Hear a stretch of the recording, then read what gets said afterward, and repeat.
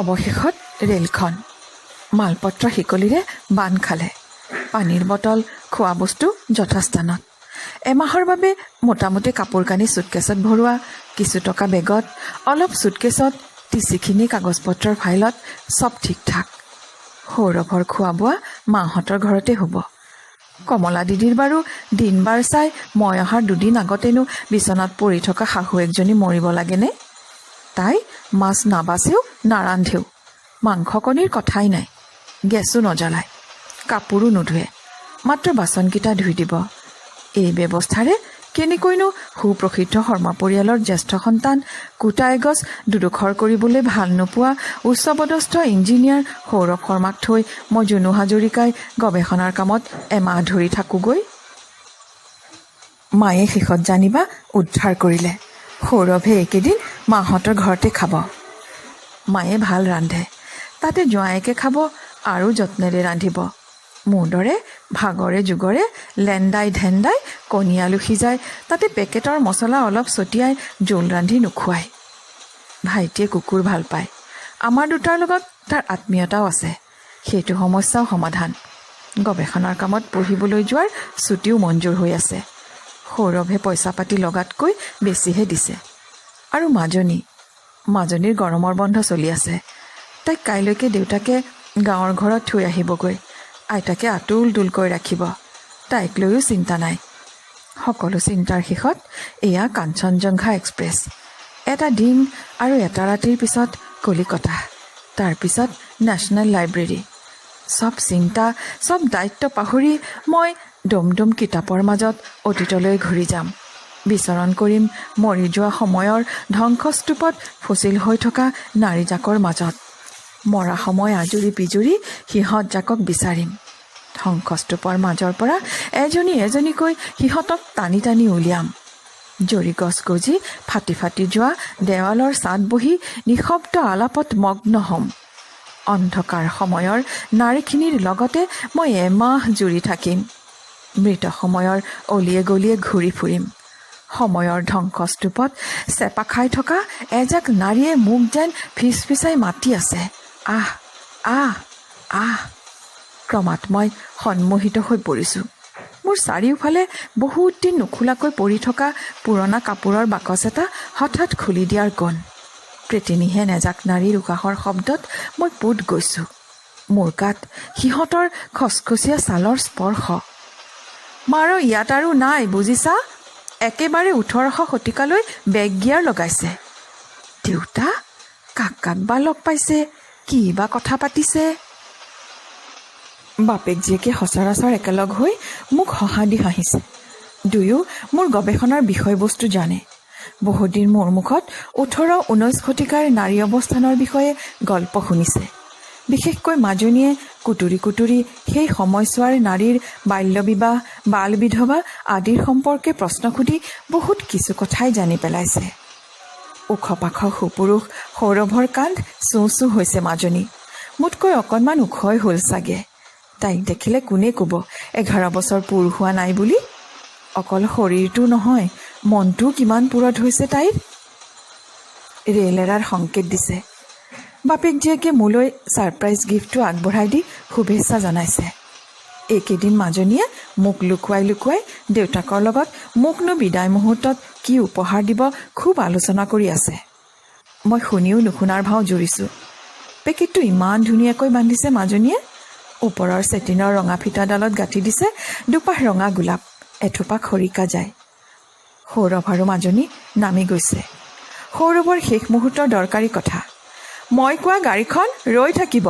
গাড়ী লৈ আহিব শ্ৰীবাস্তৱে। লাইব্ৰেৰীৰ হোষ্টেলত ছিট নাপালে আমাৰ গেষ্ট হাউচত থাকিবা। শ্ৰীবাস্তৱেই লৈ যাব। তোমাৰ দৰকাৰৰ বাবে গাড়ী বা কিবা লাগিলে। কলিকতাৰ ৰাস্তা ঘাট। মই হাঁহিছোঁ। মই দেখোন তাতেই পঢ়িছিলোঁ। মাজনীৰ ডাঙৰ ডাঙৰ চকুহাল সজল হৈ আহিছে। মা। মাজনীয়ে একো ক'ব পৰা নাই। মাজনীৰ কেঁকোৰা চুলিৰে আধা ঢাকি ৰখা মুখখন ক্ৰমাৎ নেদেখা হৈ আহিছে। মাজনীৰ ছাৰপ্ৰাইজ গিফ্টটো খুলিবৰ মন যোৱা নাই। মাজনী নিজেই মোৰ বাবে এটা অমূল্য ছাৰপ্ৰাইজ গিফ্ট। মোৰ জৰায়ুৰ অসুখ আছিল। ডাক্তৰে কৈছিল ট্ৰিটমেণ্ট হৈছে, এতিয়া আপোনাৰ ভাগ্য। মোৰ শৰীৰলৈ সকলো ভয় শংকা আঁতৰাই মাজনী আহিছিল। মাজনী মোৰ কোলালৈ অহাৰ দিনা খুব বৰষুণ আহিছিল। ঘৰত কোনো নাছিল। মই হাতত ছাতি এটা লৈ ওচৰৰে প্ৰাইমেৰী হেল্থ চেণ্টাৰলৈকে গৈছিলোঁ। ভাগ্য ভাল ডাক্তৰজন আছিল, নাৰ্ছ এগৰাকীও আছিল। সময়ৰ এমাহ আগতেই মাজনী পৃথিৱীলৈ আহিছিল। ভয় খাই থকাৰ দৰে মই বিশেষ একো কষ্ট পোৱা নাছিলোঁ। মাত্ৰ মাজনী অলপ ক্ষীণ আছিল। মাজনীৰ জন্মৰ লগে লগেই মোৰ বেমাৰী জৰায়ুটো উঠাই পেলাবলগীয়া হৈছিল। অকণ অকণ হাত ভৰিৰ অপৰিণত কেঁচুৱাটো এতিয়া পাতগাভৰু হ'ল। মোৰ কোলাত ৰঙা ফিটাত গাঁঠি দিয়া এথোপা খৰিকাজাই ফুলেৰে সৈতে এইটো যেন মাজনীৰ উপহাৰ নহয়, মাজনী নিজেই। খৰিকাজাই ফুলৰ সৈতে মাজনীৰ কেঁচুৱা কেঁচুৱা গুণটো যেন মিহলি হৈ আছে। ফুলথোপাত ফুলতকৈ কলি বেছি। খৰিকাজাই ফুল যে হাততে ফুলি উঠে। মোৰ দুহাতৰ তলুৱাত মাজনীও এটা খৰিকাজাই ফুলৰ কলি। এটা এটাকৈ পাপৰি মেল খাব, সুগন্ধত মোৰ জীৱন ভাহি যাব। ফুলকলি এটাৰ দৰে মাজনীক মই ডাঙৰ কৰিছোঁ। তাইৰ মনটো কিমান কোমল। নিৰুপমা বৰগোহাঁইৰ অন্য জীৱনৰ পকা চপৰাই দি চোঁচৰাই নিয়া বোৱাৰীজনী পায়স ৰান্ধি থাকোঁতেই ইহলীলা ত্যাগ কৰা মৌজাদাৰণীৰ কথা পঢ়ি মাজনীয়ে মন মাৰি পেলাইছিল। দঁতাল হাতীৰ উয়ে খোৱা হাওদাৰ জুইত পুৰি মৰা গিৰিবালাৰ কথা পঢ়ি মাজনীও জুইৰ দৰে জ্বলিছিল। তাই বাৰে বাৰে মোক একেটা কথাই সুধিছিল, কিয় এনে হয়, কিয় এনে হয় মা? চীন দেশৰ ভৰি বন্ধা ছোৱালীবোৰৰ কথা শুনি মুখ ক'লা পৰি গৈছিল। মাজনীৰ উপহাৰৰ পেকেট নহয়, আলফুলে খোল খাইছে মাজনীৰ হৃদয়। এখন পাতল নীলা ৰুমাল, এচুকত এটা ৰাজহাঁহ, বগা দেউ কামেলা। মাজনীয়ে মোক এখন আকাশৰ কথা কৈছে। মাজনীৰ দীঘল দীঘল আঙুলিকেইটাই মোৰ অজানিতেই ইমান কথা ক'বলৈ কেতিয়া শিকিলে? প্ৰতিভাৱান কন্যাৰ গৰবিনী মাতৃময়। পাতল মিহি সৰু বিদেশী টাইপৰাইটাৰ এটা মাজনীয়ে দেউতাকক কৈ অনাইছে। মোৰ আগৰ টাইপটোত দুটা আখৰ নুঠে। মোৰ লিখাবোৰত মাজনীয়ে সদায় আখৰ দুটা ক'লা চিয়াহীৰ মিহি পেন এটাৰে ভৰাই দিয়ে। কিতাপত মূৰ গুজি থকা ছোৱালীজনীয়ে তেন্তে মাকৰ কথাও ভাবে। মোৰ মন ভৰি উঠিছে মাজনী। তোমাক মই উৰিবলৈ এখন আকাশ দিম, তুমি উৰিবা, পাখি মেলি উৰিবা মাজনী। ক্ষয় যোৱা টাইপৰ আখৰকেইটা ভৰোৱাৰ দৰে ময়ো তোমাক জীৱনৰ খালী পৰি যোৱা ঠাইবোৰ পূৰ্ণ কৰিবলৈ সহায় কৰিম। তুমি পূৰ্ণ নাৰী হ'বা মাজনী, মাজনী, মাজনী মোৰ। মন্ত্ৰৰ দৰে উচ্চাৰণ কৰিছোঁ তোমাৰ নাম। কুঁকুৱাই গৈ থকা ৰেলখনে, বাহিৰৰ চলমান গছবোৰে, নীলা আকাশখনে মোক তোমাৰ কথাই কৈছে মাজনী। কলিকতাৰ নেশ্যনেল লাইব্ৰেৰীৰ গেটখন পাৰ হৈয়ে মই যেন ভৰি দিলোঁ এখন প্ৰাচীন জগতত। বাহিৰৰ হুলস্থুল, মানুহ দুনুহেৰে ভৰা পৃথিৱীখন গলি গ'ল। শাখা প্ৰশাখা মেলি কেওফালে সেউজীয়া ছাঁ সিঁচি ৰখা বিশাল মেহাগনি গছজোপাৰ বতাহ কলিজাত সোমাল কি নোসোমাল প্ৰাচীন জগত এখনে মোক সন্মোহিত কৰি আনিলে। হায়দৰাবাদৰ অত্যাধুনিক আমেৰিকান ৰিচাৰ্চ চেণ্টাৰলৈ গৈছোঁ। দিল্লীৰ বিভিন্ন লাইব্ৰেৰীলৈ গৈছোঁ। ক'তো এই সন্মোহন নহয়। মাত্ৰ নেশ্যনেল লাইব্ৰেৰীৰ পুৰণি ঘৰটোত মই এই যাদুৰ স্পৰ্শত মায়াবী হওঁ।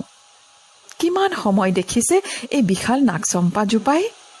গা গছডাল ৰঙা হালধীয়া ফুলেৰে ভৰি পৰিছে। নাগচম্পাৰ তীব্ৰ গোন্ধত স্নায়ু অৱস হৈ আহে। অৱস হোৱা স্নায়ুত অনায়াসে প্ৰাচীন সময়ে ঘোঁৰা চেকুৰাই দপদপনি তোলে। এয়া ছাৰ আশুতোষ মুখোপাধ্যায় লাইব্ৰেৰী। এইখন শ্বেক্সপিয়েৰৰ নাটক অথেলৰ প্ৰথম সংস্কৰণ। পকা আহঁত পাতৰ বোল লগা কিতাপৰ পাত, চামৰাৰে বন্ধা কিতাপখনৰ আখৰকেইটা এতিয়াও সোণালী হৈ আছে। কলাৰ লগা চাৰ্ট পিন্ধি তপামূৰৰ এইজন কোন খটখটাই এইফালে পাৰ হৈ যায়। দুহাতত সৰু সুৰা পীৰা এখন যেন কিতাপ। স্বয়ং নাট্যকাৰে তেওঁৰ প্ৰথম সংস্কৰণটো পঢ়ি চাইছে। আহঁতৰ পকা পাত বৰণে কিতাপৰ পাতত অমৰ স্ৰষ্টাজনৰ হাতৰ স্পৰ্শ। এইটো যে এটা সোণৰ কাস্কেট, লতা পাতৰ কাম কৰা অপূৰ্ব সোণৰ কাস্কেট। এইটো কি পৰ্চিয়াৰ কাস্কেট? সোণৰ, ৰূপৰ আৰু লোহাৰ কাস্কেট লৈ বহি আছে ঐশ্বৰ্যশালিনী অপৰূপা পৰ্চিয়া। বাছানীয় আহিছে। সোণৰ কাস্কেট ধৰা নাই। এয়া কি সেই সোণৰ কাস্কেট? নহয়, সোণৰ কাস্কেটৰ দৰে বন্ধোৱা এইখন মাৰ্চেণ্ট অৱ ভেনিছ। চব ভ্ৰম হ'ব খোজে। অতীত বৰ্তমানৰ সীমাৰেখাডাল ধূসৰ হৈ পৰে। এইখন গালিভাৰ্ছ ট্ৰেভেল, উত্তৰ ছালেৰে বন্ধোৱা। শ্বেক্সপিয়েৰৰ কিতাপৰ ফাৰ্ষ্ট ফলিঅ'ৰ গুণ নাগচম্পাৰ তীব্ৰ গোন্ধৰ সৈতে মিহলি হৈ মেহাগনি গছৰ বতাহৰ কোলাত উঠি কেওপিনে বিয়পি পৰে। মায়াবী বতাহেৰে হাওঁফাওঁ লাহে লাহে ভৰি যায়। মগজুত নিচাৰ ঘূৰ লাগে। চকুত মায়াঞ্জন শান খায়। মৰা সময় তেজ মাংসলৈ জি উঠে। মৰা সময়ৰ ধ্বংসস্তূপৰ ফাটৰ পৰা উঠি আহে বিচিত্ৰ মানুহৰ সমদল। মই ইয়ালৈ অতীতৰ মাকবিলাকক বিচাৰি আহিছোঁ। ভাগ্যৱান পুত্ৰৱতী মাকক নহয়, জীয়াৰী তোলা কণা মাকক বিচাৰি আহিছোঁ। ভাগ্যৱতী নাৰীয়ে পুত্ৰ তোলে। কত ভাগ্যৰ মূৰত সেই নাৰীৰ ভাগ্যত ফলে তামোলনি বাৰী। ফুটা কপালৰ নাৰীয়ে ছোৱালী তোলে কণা হয়। বেঙেনা তোলা ফুটা কপালৰ খেতিয়কৰ দৰে। পোক লগা বেঙেনা পতান মমতাৰ আচলত বান্ধি লৈ ধান আৰু তামোলনি বিচৰা সমাজখনত বাস কৰা সেইখিনি নাৰীক বিচাৰি বাটকুৰি বাই মই ইয়ালৈ আহিছোঁ। আগতে এবাৰ শিৰৰ সেন্দুৰ মচা নাৰীখিনিক বিচাৰি আহিছিলোঁ। কদমচাত চুলিৰে বগাঠান কাপোৰ পিন্ধা ৰিক্ত নাৰীখিনিয়ে মোৰ আগত বুকু চপৰিয়াই চপৰিয়াই কান্দিছিল। কালীঘাটৰ জ্ঞানদা সুন্দৰীক পাইছিলোঁ। মই ঠিক এইখন খিৰিকীৰ কাষতে বহিছিলোঁ। খিৰিকীৰে নাগচম্পাজোপা দেখি। সেইখিনি সময়ত গছৰ গুৰিটো লঠঙা হৈ আছিল। গা গছজুৰি এপাহো ফুল নাছিল। দীঘল লোহাৰ ৰড এডালত সুউচ্চ চিলিঙৰ পৰা ওলমি থকা প্ৰাচীন 4খন ব্লেডৰ ফেনখনো একেই আছিল, মাত্ৰ ফেনখন ঘূৰা নাছিল। মোৰ গাত এখন নগাশাল আছিল। একেই আছিল অতীত আৰু বৰ্তমান, ভূত ভৱিষ্যত ভাঙি চিঙি একাকাৰ হোৱা মায়াবী পৰিৱেশ। জ্ঞানদা সুন্দৰী প্ৰায় সকলোৰে বৰমাচিমা আছিল।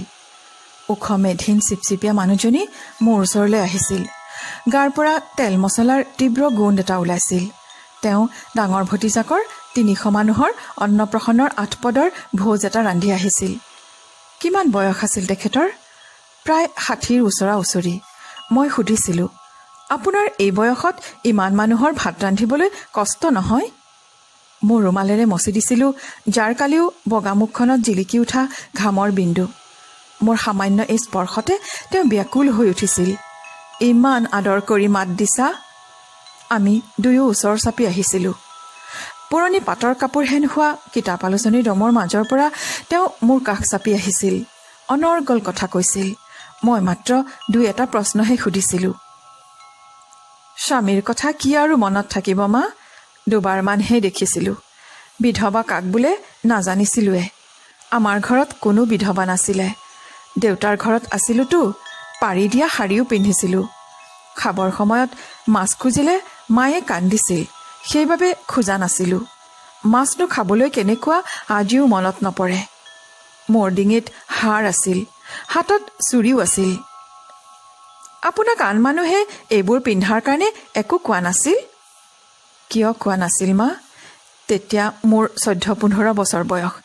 চুবুৰীৰ মানুহ আহি আহি মাক কয়হি, বাঢ়ন ছোৱালীক আৰু কিমান সাজি কাচি ৰাখিবা আৰু মৰম কৰি মূৰত নুতুলিবা, শহুৰৰ ঘৰলৈ পঠিয়াই দিয়া। বিধৱাৰ ইমান গোল গাল নিপুতল চেহেৰা ভাল নহয়। শহুৰৰ ঘৰত সংসাৰ কৰোঁতে কৰোঁতে সুতুৰা পৰি যাব। আপুনি শহুৰৰ ঘৰলৈ কেতিয়া গৈছিল? চুৰিহাৰ চক খুলি মোক 14 বছৰ বয়সতে শহুৰৰ ঘৰলৈ পঠিয়াই দিছিল। তাত কুলগুৰুক মাতি দীক্ষা দিছিল। গুৰুৱে কৈছিল, গা ধুই কাপোৰ সলাই ইষ্টমন্ত্ৰ জপ কৰাৰ পাছতহে আহাৰ কৰিবা। মস্ত সংসাৰৰ কামৰ ঠেলাত গা ধুই উঠিয়ে পাকঘৰত সোমাওঁ। ঘৰ ভৰ্তি ৰন্ধা বঢ়া। ভাত তৰকাৰীৰ গোন্ধত মোৰ যে কি ভোক লাগে, কি কম মা। খোৱা নাছিল কিয়? বিধৱাই ভোক লাগিলে খাব নোৱাৰে নহয়। খোৱা বস্তু আগত লৈ ভোকত থাকোঁতেও আপুনি খাব নোৱাৰিছিলে কিয়? মোৰ খুৰী শাহুৱে কৈছিল, অমুকৰ ঘৰৰ বোৱাৰীয়ে চুৰ কৰি খাই চকু কণা হৈ গৈছিল। এইবোৰ কথা শুনি শুনি পেটৰ ভোক সহিবলৈ চেষ্টা কৰোঁ। সদায় মা কালীক কান্দি কান্দি কওঁ, মোৰ লোভ কমাই দিয়া। মা কালীৰ দয়াত অকণ অকণকৈ মোৰ ভোক কমিয়ে গ'ল। এবেলা খাই মোৰ শৰীৰটো ভালেই আছিল। ৰাতি বিধৱাই বেছি নাখায়। দাইল, ভাত, কচু বটা, অলপ তৰকাৰী পালে এথাল ভাত খাব পাৰোঁ। অকণমান মৰিচা, কলডিল বা কঁঠালগুটি এটা পালেতো সৰগ পোৱা যেন লাগে। আপোনাৰ কেতিয়াও একো খাবৰ মন নাযায়? কোমোৰা খাই বৰ ভাল পাইছিলোঁ। এবাৰ এটা ডাঙৰ কোমোৰা আমাৰ পাকঘৰৰ চালত লাগিছিল। এদিন কোমোৰাটো চাই থকা দেখি খুৰী শাহুৱে ক'লে, কি চাই আছা? কোমোৰাটো লাগিছে আমিষ ৰন্ধা পাকঘৰৰ চালত। নিৰামিষ ৰন্ধা পাকঘৰৰ ওপৰত হ'লেও তুমি খাবলৈ পালাহেঁতেন। আপুনি 11 বছৰত বিধৱা হৈ 95 বছৰ জীয়াই আছিল। ইমান সময় আপুনি কি কৰি কটালে? ৰন্ধা বঢ়াটো আছিলেই। টিঙে টিঙে আখৈ মুড়ি ভাজিছিলোঁ, যাৰ কালি 3-4 ঘণ্টা ৰ'দত বৰি শুকুৱাইছিলোঁ। আৰু ইমান ডাঙৰ সংসাৰত কমবোৰ ল'ৰা ছোৱালী হয়নে? ইমানবোৰ ল'ৰা ছোৱালী মানুহ কৰিলে আপোনাৰ নিজৰ ল'ৰা ছোৱালী এটালৈ হেঁপাহ হোৱা নাছিলনে? চি চি, বিধৱাই এনে কথা ভবা মানে পাপ। আপুনি সদায় সুদা ভৰিৰে থাকে? ব্লাউজ, চেণ্ডেল এইবোৰৰ কথা বিধৱাই ভবাও পাপ। ইমান জাৰতো আপুনি গাত কাপোৰ লোৱা নাই? বিধৱাৰ এইবোৰ বাৰণ। অলপ কষ্ট কৰি বছৰেকত 2খন মোটা থান কাপোৰ, 2খন গামোচাৰে চলি গৈছিল। 3খন হ'লে ভাল, কিন্তু কাক বা কম। খাৰেৰেই মই কাপোৰ ধুইছিলোঁ। চাবোনত গৰুৰ চৰ্বি থাকে বুলি নাজানা? যোৱা জন্মত কত অত্যাচাৰ অনাচাৰ কৰি মই বিধৱা হৈছোঁ, আৰু পাপ কৰি নিজৰ মৰণ মাতো কিয়? আপুনি জানেনে, আপুনি মৰাৰ সময়ত পৰিয়ালৰ মানুহবোৰে কি কৈছিল? ডাঙৰ মাহী মৰিল তেন্তে। আমি ভাবিছিলোঁ তেওঁ কিজানি চিৰজীৱী হ'ব। আধা পেটি খাই ইমান দিন বাচিলে, ভৰপেট খালে কিজানি 200 বছৰ বাচিলেহেঁতেন। লাইব্ৰেৰী বন্ধ হোৱাৰ ঘণ্টা বাজি উঠিল। মোৰ ওচৰত থকা পুৰণি পাটৰ কাপোৰ বৰণ লোৱা আলোচনীবোৰৰ মাজলৈ জ্ঞানদা সুন্দৰী কুৰুকি কুৰুকি সোমাই গ'ল। শেষ হৈছিল আমাৰ নিঃশব্দ আলাপ। কি বিচাৰহীনভাৱে, নিৰ্মমভাৱে তেওঁ নিজৰ ভাগ্যক মানি লৈছিল। বিদ্ৰোহৰ প্ৰশ্নই নুঠে। কোনো প্ৰশ্ন কৰাৰে সাহস নাছিল, আচলতে ইচ্ছাও নাছিল। ইমান নিৰুদ্বেগ, অনুত্তাপ ভাৱ মানুহৰ মাজত কেনেকৈ হ'ব পাৰে? হৈছিল। মই নিজে জ্ঞানদা সুন্দৰীৰ গাত হাত দি চুই চাইছোঁ। অনুত্তাপ, নিৰুদ্বেগ হৃদয়, শিলৰ দৰে চেঁচা তাৰ স্পৰ্শ। পুৰণি কিতাপৰ গুণ লৈ লৈ মই আৰু কিমান ভঙা হৃদয় চুই চাইছিলোঁ। ঠিক এইখন চকীতে বহি, এইখন প্ৰাচীন ফেনৰ তলতে বহি। এইবাৰ মই জ্ঞানদা সুন্দৰীহঁতৰ মাকবোৰক লগ পাবলৈ আহিছোঁ। 11 বছৰীয়া বিধৱা কন্যাৰ মাকৰ হৃদয়খনো শিলৰ দৰে চেঁচা হ'ব নেকি?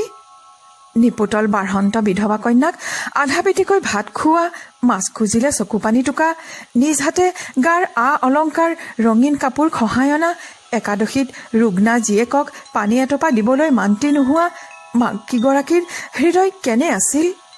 শিলৰ দৰে, ৰক্ত জবাৰ দৰে, গোটমৰা বৰফৰ দৰে। লগ ধৰিব লাগিব। মৰা সময়ৰ ফাটত ফচিল হৈ থকা হৃদয়বোৰ বিচাৰিব লাগিব। মলঙা চাউলৰ দৰে গোন্ধাই থকা কিতাপবোৰৰ পাতে পাতে মই পৰিভ্ৰমণ কৰিম। মোৰ যাত্ৰাপথৰ সংগী হ'ব আচলত পতান বান্ধি ৰখা এজাক নাৰী।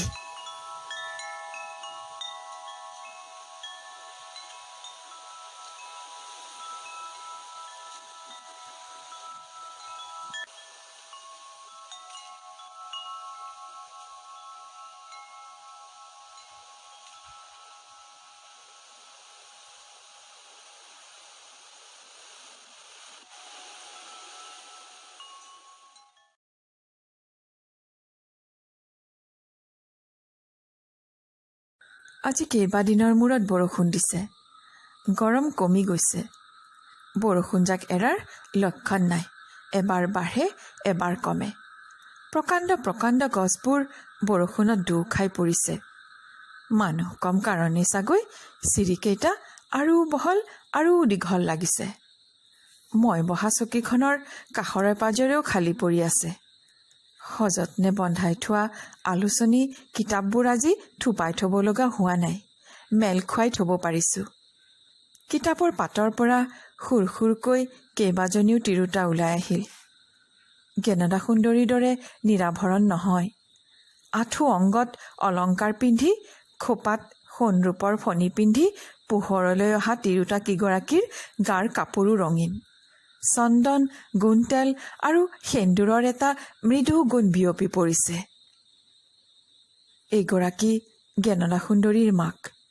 মানুহগৰাকীৰ স্বাস্থ্য ভাঙি পৰিছে। গধুৰ গধুৰ সোণৰ অলংকাৰবোৰৰ ভৰত মানুহজনী যেন হালি পৰিছে। কোলাত এটা কেঁচুৱা, ঠিক কেঁচুৱা বুলিবও নোৱাৰি, 2 বছৰ 3 বছৰৰ ল'ৰা এটা।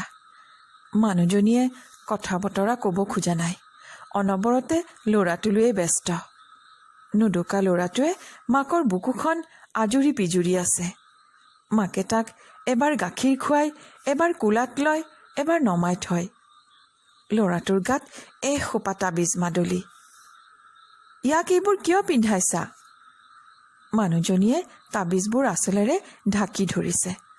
মুখত খং উঠাৰ স্পষ্ট চিন। কেঁচুৱাটো মোৰ পৰা আগলি ধৰিছে। কিয় তাবিজ নিদিম? মোৰ 5টা ল'ৰা মৰিছে।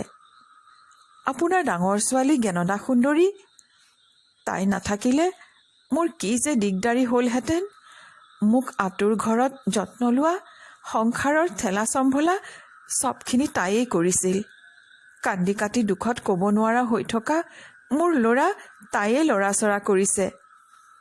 আপোনাৰ ডাঙৰ ছোৱালী বিধৱা হৈ শহুৰৰ ঘৰলৈ যাওঁতে আপোনাৰ কেনেকুৱা লাগিছিল? তাইক বাপেকে নিজে যেনেকৈ জপ আহ্নিক কৰে, তেনেকৈ জীয়েককো একাদশী ব্ৰত দিছে। তেওঁ তাইক সদায় কয়, পৃথিৱীৰ চব সন্তানেই তোমাৰ পুত্ৰ। মোৰ ছোৱালী ধৰ্মপ্ৰাণা ছোৱালী। শহুৰেকৰ ঘৰতো তাইক পেলাই দিয়া নাই। শহুৰেকৰ ঘৰতো তাই আঁতুৰ ঘৰৰ পোৱাটিক কিমান আদৰেৰে যত্ন কৰিছিল। তাইৰ হাতৰ ৰন্ধা এবাৰ খালে কোনেও নাপাহৰে। শহুৰেকৰ ঘৰত কাজ কৰ্ম থাকিলে জ্ঞানদাকেই মাতে। মোৰ ছোৱালী অহা জনমত আমৰণ সধবা হ'ব। তাই একো অনাচাৰ কৰা নাই। কোলাৰ ল'ৰাটো শুইছে। মানুহজনীয়ে চকুলো টুকিছে। তাইক মই হাৰ চুৰি পিন্ধাই ৰাখিছিলোঁ। মোৰ প্ৰথম ছোৱালী। সৰুতে তাই মাছ খাই বৰ ভাল পাইছিল। 11 বছৰত বিধৱা হোৱা তাই মাছ খুজিলেই মই কান্দিছিলোঁ। ময়ো মাছ নাখাইছিলোঁ। এতিয়াও নাখায়। প্ৰথমটো ল'ৰা মৰাৰ পিছতে মোৰ ৰক্ত ভঙা ৰোগ হ'ল। কৰ্তা শাহু চবকে ল'ৰা লাগে। ইমান সম্পত্তি কোনে খাব?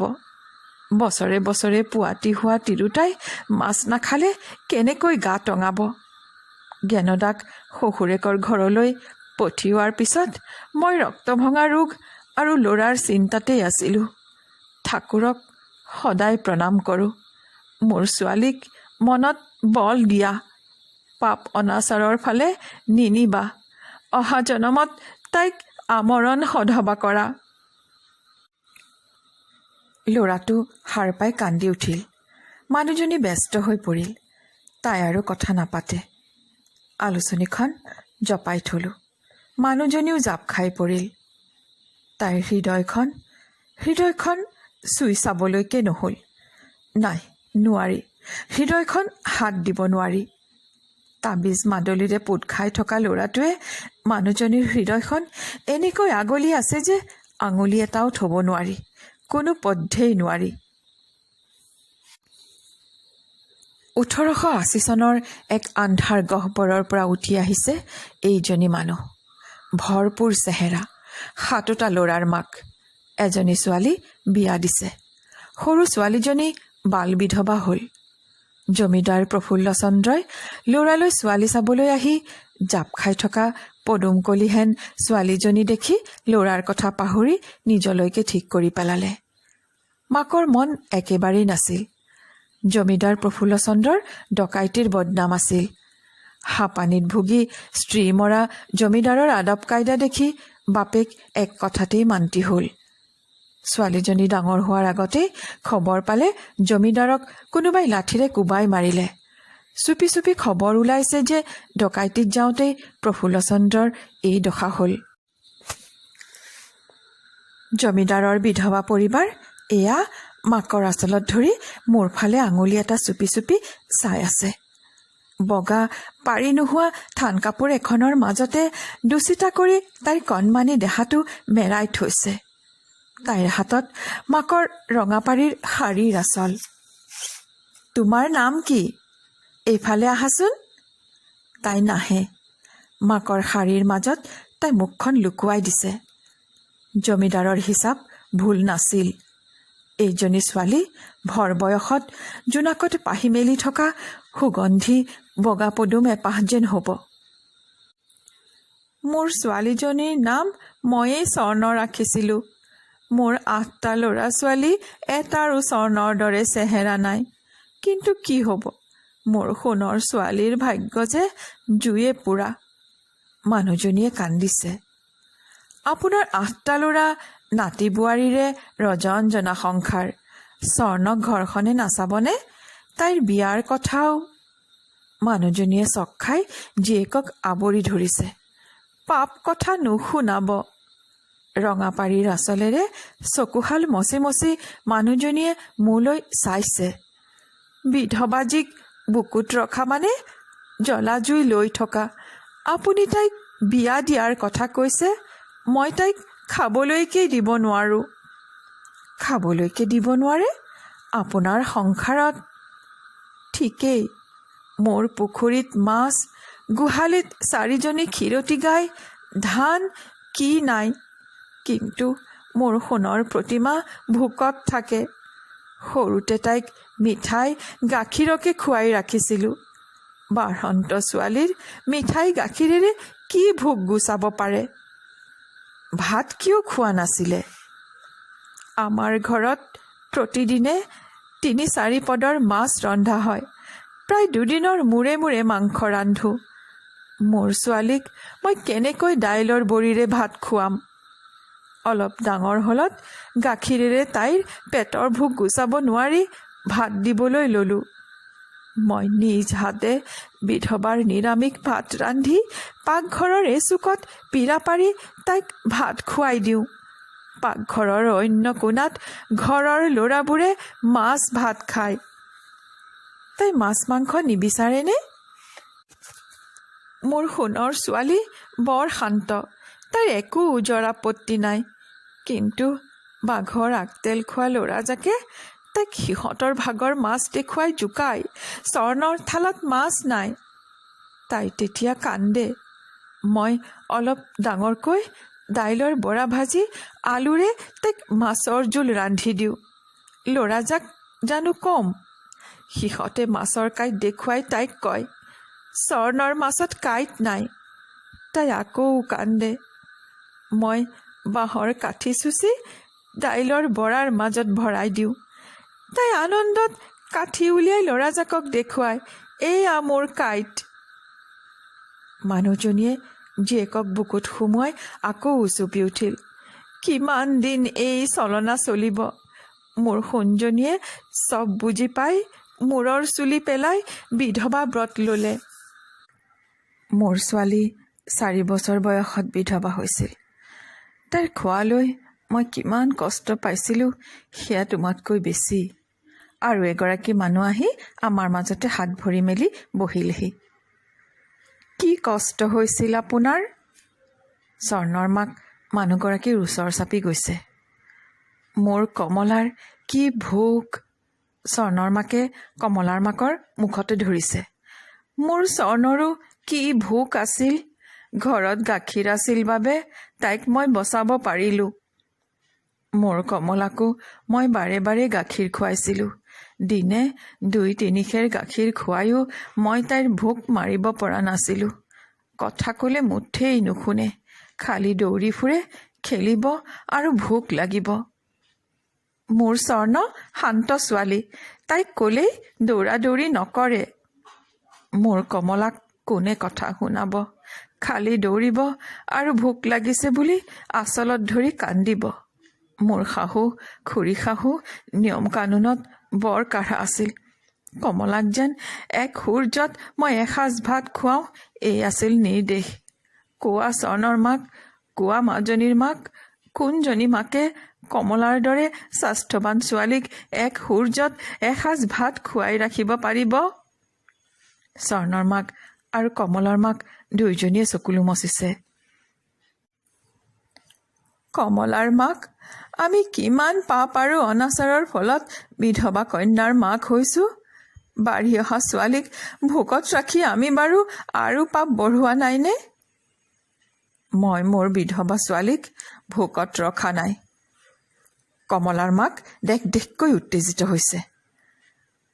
তুমি তাইক লুকুৱাই খুৱাইছিলা, তাইৰ পাপ বঢ়াই অহা জন্মটো বিধৱা কৰিব খুজিছিলা। তাই এদিন লুকাই লুকাই ধুবলৈ দমাই থোৱা বাচনৰ পৰা ভাত তুলি খাইছিল। ভাগ্যে মোক মাৰ ঘৰৰ পৰা লগত দিয়া মুখ্যদাই সেই ঘটনাটো দেখিলে। তাৰপিছত মই কি কৰিলোঁ জানা? কমলাৰ মাকৰ মুখত বিজয়ৰ হাঁহি বিৰিঙিছে।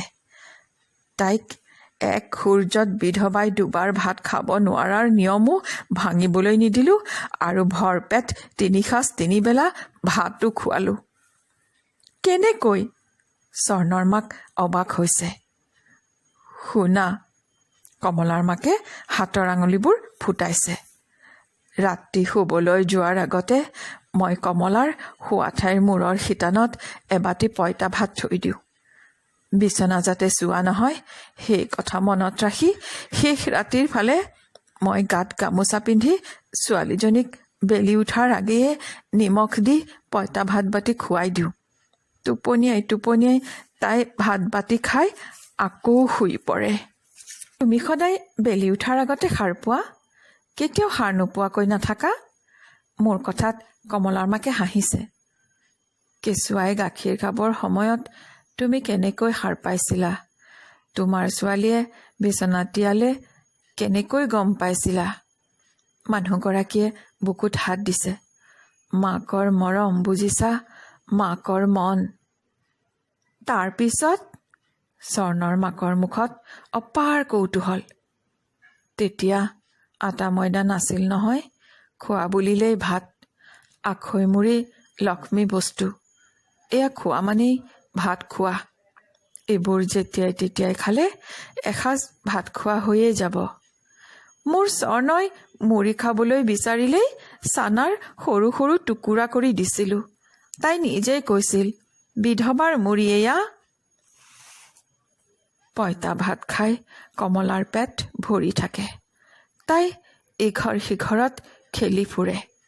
ময়ো নিশ্চিন্ত মনে সংসাৰৰ ঠেলা চম্ভালোঁ। দুপৰীয়া সকলো কাম শেষ কৰি সকলোকে খাবলৈ দিহে মই বিধৱা ছোৱালী ওচৰলৈ আহোঁ। তাইক গা মূৰ ধুৱাই ভাতৰ পাতত বহুৱাওঁ। তাইক মই বহল কলপাত এখিলাত ভাত দিছিলোঁ। পেট ভৰাই ভাত খুৱাই তাইক মই সাধু কওঁ। গাত হাত বুলাই বুলাই চোৱা মুখেৰেই তাইক খুৱাই দিওঁ। ভাত খোৱা ঠাইতে মোৰ কমলা ভাতৰ মুখেৰে শুই পৰে। জোঠা সোঁহাতখন ভাত লাগি থকা কলপাততেই লাগি থাকে। সোঁহাতত আলফুলে ফটা গামোচা মেৰাই দি শিল এটাৰে হাতখন কলপাতত হেঁচা দি থওঁ। টোপনিত লৰচৰ কৰি হাতখন ভাত খোৱা কলপাতখনৰ পৰা আঁতৰি গ'লেই যে দুসাঁজ ভাত খোৱা হ'ব। মোৰ বিধৱা ছোৱালী লঘোণে থাকিব। বেলি ডুবাৰ আগে আগে সেইখন জোঠা কলপাততে আৰু 2টামান ভাত দি খুৱাই তাইক যি ইচ্ছা কৰিবলৈ এৰি দিওঁ। আকৌ মূৰৰ শিতানত পঁইতা ভাত, দুপৰীয়া জোঠা পাতত শিলেৰে হেঁচা দিয়া হাত, বেলি ডুবাৰ আগেয়ে খোৱা পাততে ভাত। বিধৱাৰ এক সূৰ্যত এসাঁজ ভাতৰ নিয়মো থাকিল। মোৰ বিধৱা ছোৱালীয়ে 3 সাঁজ ভাতো পেট ভৰাই খাই থাকিল। মই সদায় বেলি ডুবাৰ আগে আগে তাইক জোঠা পাতৰ পৰা উঠাই ভাত খুৱাইহে নিজৰ খোৱাৰ কথা ভাবিছিলোঁ। নহ'লে অনবৰতে এটা চিন্তাই হৈ থাকে। মোৰ দুখুনী ছোৱালী সাৰ পালে শিলৰ চেপাৰ পৰা হাত আঁতৰি গ'ল, তাইৰ লঘোণ পৰিল। কমলাৰ মাকে দীঘলকৈ উশাহ এটা লৈছে। কমলাৰ মাক আৰু স্বৰ্ণৰ মাক দুয়োজনীৰে হৃদয়ত মই হাত দিছিলোঁ। মোৰ হাতত লাগি আহিছিল গাখীৰ। বুকুৰ গাখীৰেৰে লেটপেট হৈ আছিল কলিজা। টেবুলৰ পৰা বন্ধ হোৱা আলোচনীবোৰ সামৰি নিয়া ল'ৰাজন মোৰ ওচৰলৈ আহিছিল। দুয়োজনী মাক হাতত ধৰাধৰিকৈ আলোচনীৰ দমটোলৈ বগাই গৈছিল। ক্ষিপ্ৰ হাতেৰে ল'ৰাজনে দুয়োজনীকে কঢ়িয়াই লৈ গৈছিল। মই চক খাই উঠিছিলোঁ। কমলাৰ মাকক এটা কথাটো সোধা নহ'ল, কিমান দিন এই পঁইতা ভাত, শিলৰ হেঁচা, জুঠা পাতৰ ভাত, আকৌ পঁইতা ভাত, শিল, জুঠা ভাত, পঁইতা ভাত চলিছিল, সোধাটো নহ'ল।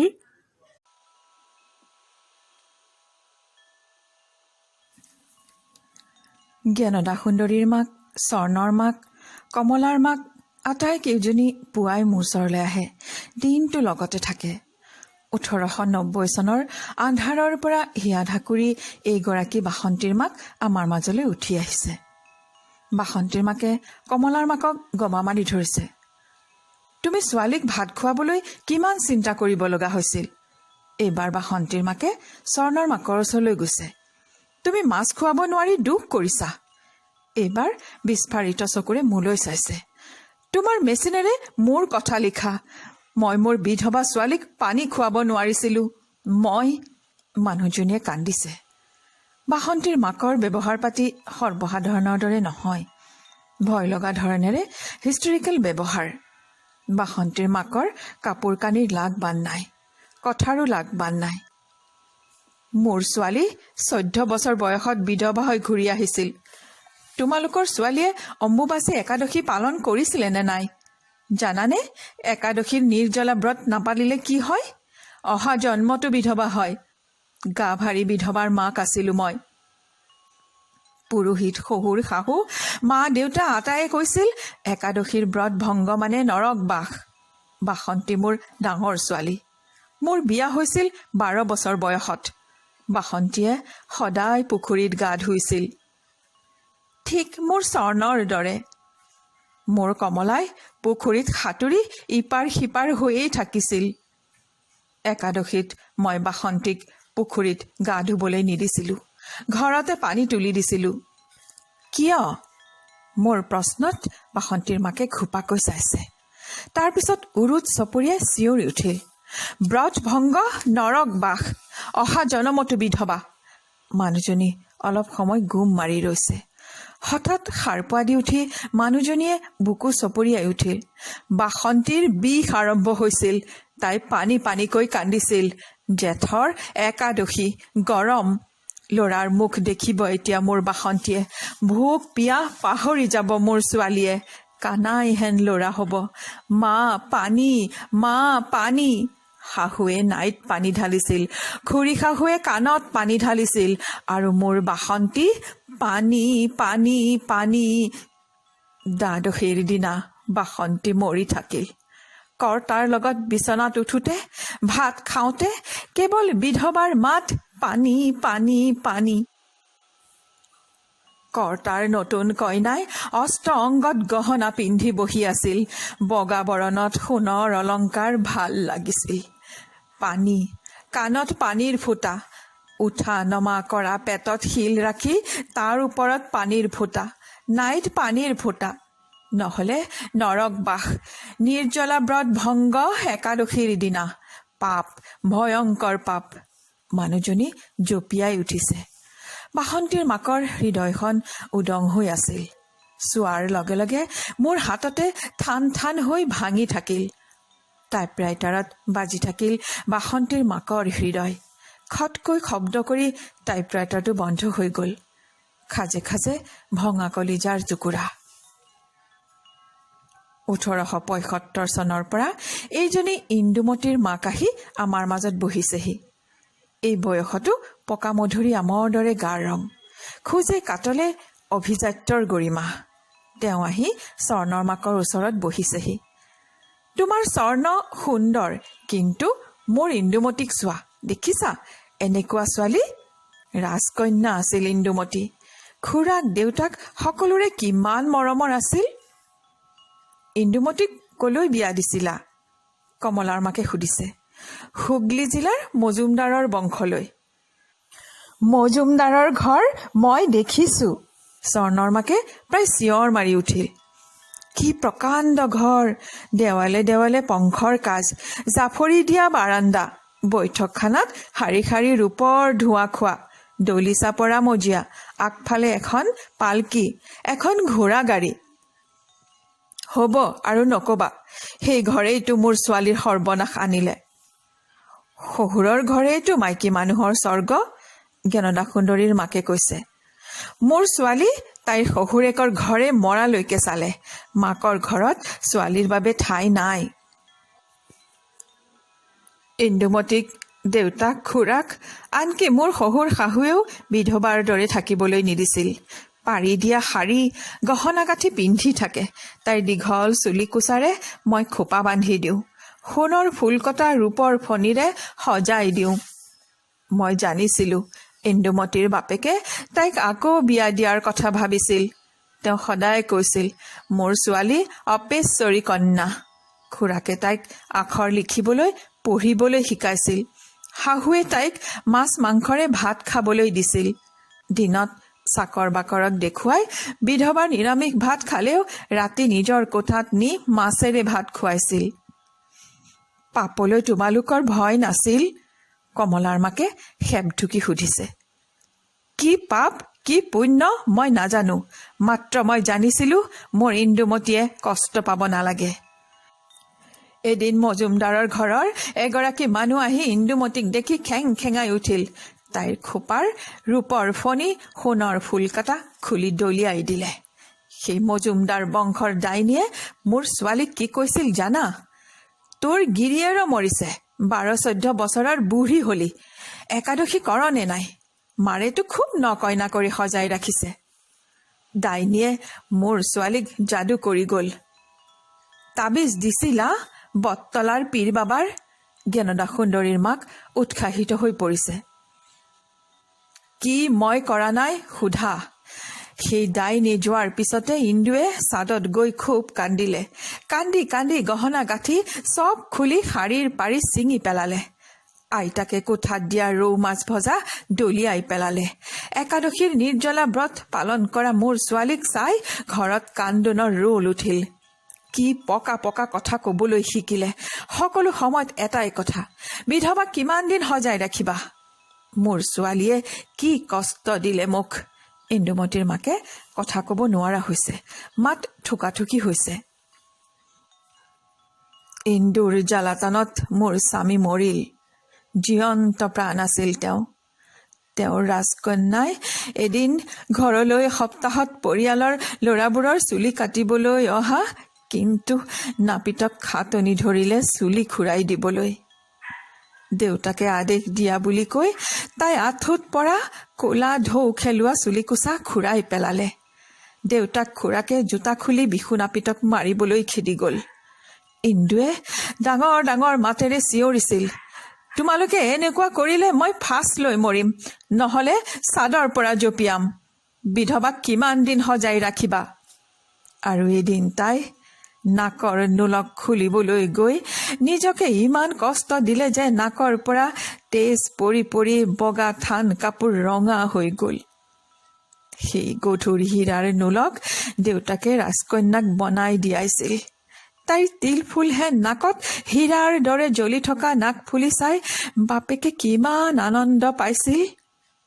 তাই বিধৱা হোৱাৰ পিছতো বাখৰ খটোৱা সোণৰ ফুল কটা চুলিত মাৰিবলৈ বনাই দিছিল। জেদ ধৰি তাই এদিন শহুৰৰ ঘৰলৈ গুচি গ'লগৈ। তাৰ পিছত ইন্দুৰ দেউতাক আৰু বেছিদিন নাবাচিলে। শহুৰৰ ঘৰত তাই ভালে আছিল নে? মজুমদাৰ বাৰীত সুখেৰেই থকাৰ কথা। কি ডাঙৰ মানুহ। স্বৰ্ণৰ মাকৰ চকুহাল ডাঙৰকৈ মেল খাই গৈছে। মোৰ ইন্দুমতীক তোমাৰ সেই ডাঙৰ মানুহৰ ঘৰেই শেষ কৰিলে। কেনেকৈ? ইন্দুমতীৰ নামত 8 অনাৰ জমিদাৰী থাকিলেও তাই কিয় কাশীবাস কৰিবলৈ গ'ল? বৰ্জনা কৰা 8জন ল'ৰাই মিলি তাইৰ সম্পত্তি শেষ কৰিলে। ইন্দু কাশীবাস কৰিবলৈ যোৱাৰ পিছত ময়ো আৰু বাচি নাথাকিলোঁ। এইবাৰ ইন্দুমতীৰ মাক আঁঠুত মূৰ গুজি নিথৰ হৈ গ'ল। কমনে ইন্দুমতীৰ মাকক কাশীত গৈ ৰাজকন্যা কিদৰে বিধান পেহী হৈছিল? ইন্দুমতীক কাশীৰ সেই অন্ধকাৰ খুপৰিত মই কেনেকৈ লগ পাইছিলোঁ কমনে বাৰু? ইন্দুমতীৰ মাক, তোমাৰ ছোৱালীক মই কাশীত লগ পাইছিলোঁ। কেনেকৈ আছিল তাই? ব'লা তেনেহ'লে, সৌফালে ব'লা। ইন্দুমতীৰ মাক মোৰ পিছে পিছে আহিছে। যোৱাবাৰ আহোঁতে মই কাশীবাস কৰা বিধৱা মহিলাৰ দলটোত ইন্দুমতীকো পাইছিলোঁ। ঔষধৰ গোন্ধেৰে ভৰা এই আলোচনী দমৰ মাজতে ইন্দুমতীক পাইছিলোঁ। ঠিক এইখন মাজে মাজে পোকে কোটা আলোচনীত ইন্দুমতী জাপ খাই সোমাই আছিল। আলোচনীখন খুলি দিয়াৰ লগে লগে 50 পৃষ্ঠাৰ পৰা এইজনী ইন্দুমতী ওলাই আহিছে। ইন্দুমতী বৃদ্ধা হৈ 85 বছৰত মৰিছিল, মাক 50 নহওঁতেই। আদহীয়া শালংকৃতা কোমল টচৰ ৰঙা কাপোৰ পিন্ধা মাকে বৃদ্ধা টকলামূৰৰ ওৱলি যোৱা থান কাপোৰ পিন্ধা জীয়েকক সাবতি ধৰিছে। মা মোৰ ইন্দুমতী, তই কাশীলৈ যোৱাৰ পিছতে মই নোহোৱা হলোঁ। জানো মা, কাশীতে মই এই খবৰ পাইছিলোঁ। তোমাৰ কাৰণে মই কাশীত পূজা দিছিলোঁ। তই কাশীত কেনে আছিলি? মজুমদাৰৰ ঘৰে তোলৈ টকা পঠাইছিলনে বাৰু? প্ৰথমতে আহোঁতে নায়েবে 400 টকা দি কৈছিল মাহে মোলৈ 100 টকাকৈ পঠাব। প্ৰথমফালে মই ভাল ঘৰ এটালৈ ভালকৈ আছিলোঁ। কেদাৰনাথৰ মন্দিৰত চেতাপাথৰ বহুৱাই শহুৰ স্বামী দেউতাৰ নাম লেখালোঁ। এই কাম কৰিলে তেওঁলোকৰ বোলে অক্ষয় স্বৰ্গবাস হ'ব। কেদাৰনাথক সোণৰ বেলপাত দিলোঁ। 12 মাহে কেদাৰঘাটত ডুব দি আধা পইচাৰ বেলপাত কিনি খোজকাঢ়ি ঘাটে ঘাটে পূজা দিওঁ। ভালেই আছিলোঁ। পিছলৈ পইচা কমি কমি 100 ঠাইত 10 টকা হ'ল। কেৱল বোলে মামলা হয়, খাজানা আদায় নহয়। ভাল ঘৰটো বাদ দি এটকাৰ ঘৰলৈ আহিলোঁ। বৰ কষ্ট পালোঁ মা, বৰ কষ্ট পালোঁ। আকৌ মাক জীয়েকৰ কান্দোন। থাকক, নকওঁ। ইন্দুমতী আন্ধাৰ খুপুৰিত বহি থকাৰ কথা নকওঁ। মাকক আৰুহে দুখ দিয়া হ'ব।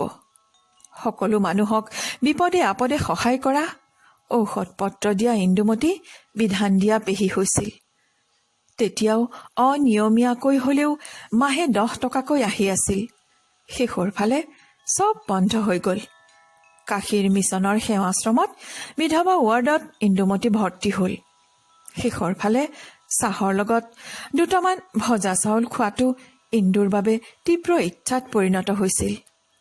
এখন মাত্ৰ কাপোৰ ফাটি যোৱাৰ ভয়ত উলংগ হৈ আন্ধাৰ খিৰিকী নোহোৱা ঘৰ এটাত বহি ইন্দুমতীয়ে চাউল ভজা দুটামানৰ বাবে হাহাকাৰ কৰি থাকিছিল। এইখিনি কথা মাকে নাজানিলেও হ'ব।